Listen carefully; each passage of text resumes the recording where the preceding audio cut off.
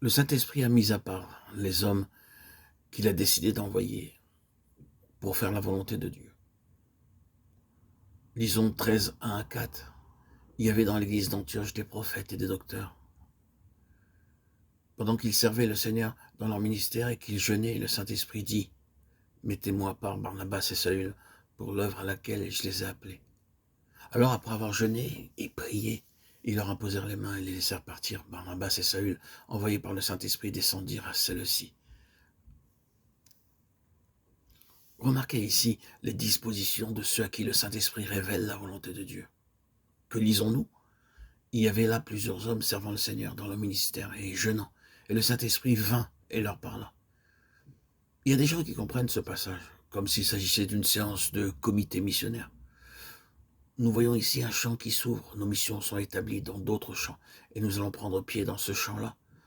La chose est virtuellement décidée, et nous allons prier à ce sujet. Mais dans ces temps anciens, les choses se présentaient d'une manière toute différente.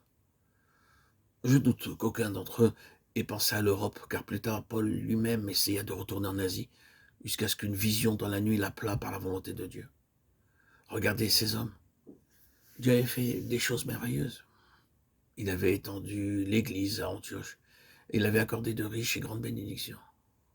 Maintenant, voici ces hommes servant le Seigneur dans leur ministère, dans la prière et dans le jeûne. Quelle profonde conviction ils ont, que tout doit venir directement du ciel. Nous sommes en communion avec le Seigneur ressuscité. Nous devons rester étroitement unis à lui. Et d'une manière ou d'une autre, il nous fera connaître ce qu'il désire. Et ils étaient là, vides, ignorants, sans force, mais heureux et remplis de joie, dans une profonde humilité. Ô Seigneur, semble-t-il dire, nous sommes que tes serviteurs, et dans le jeûne et la prière, nous nous attendons à toi. Quelle est ta volonté à notre égard? Est-ce qu'il n'en fut pas de même pour Pierre? Il était sur la terrasse, jeûnant et priant. Loin de penser à la vision et au commandement d'aller prêcher l'évangile à Césarée, il ignorait ce que son travail pourrait être.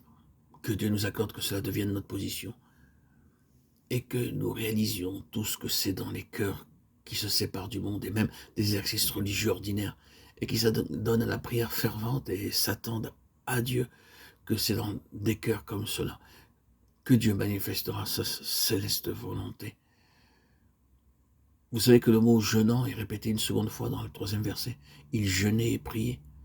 Quand vous priez, vous aimez entrer dans votre cabinet, dans votre chambre, comme Jésus le recommande, et à fermer la porte. Vous mettez dehors toutes les affaires, la société, le plaisir et quoi que ce soit qui puisse vous distraire. Vous voulez être seul avec Dieu.